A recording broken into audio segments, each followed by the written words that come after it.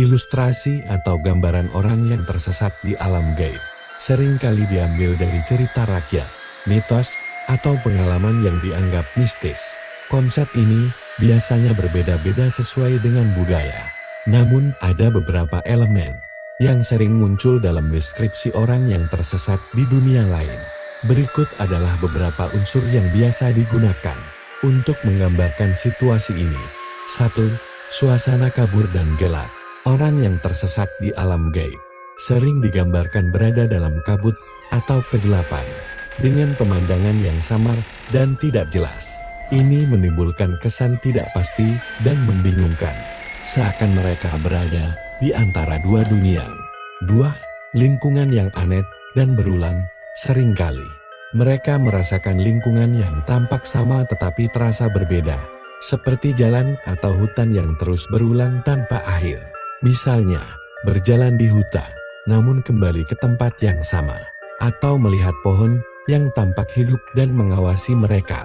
3. Kehadiran makhluk atau suara gaib.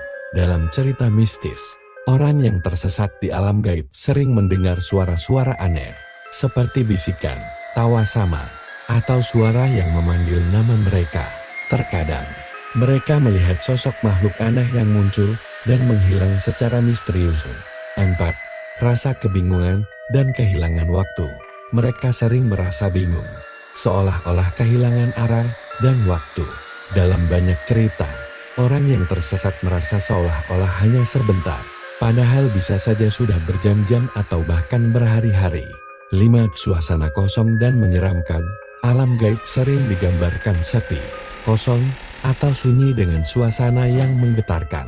Misalnya, jalanan sepi tanpa suara binatang atau angin, yang menambah kesan seram dan tak wajar. 6. Pintu atau jalan keluar yang tersembunyi. Dalam cerita rakyat, ada jalan atau pintu tersembunyi yang bisa mengembalikan mereka ke dunia nyata, namun biasanya sulit ditemukan. Terkadang, mereka harus menemukan petunjuk atau mengikuti makhluk tertentu untuk bisa pulang.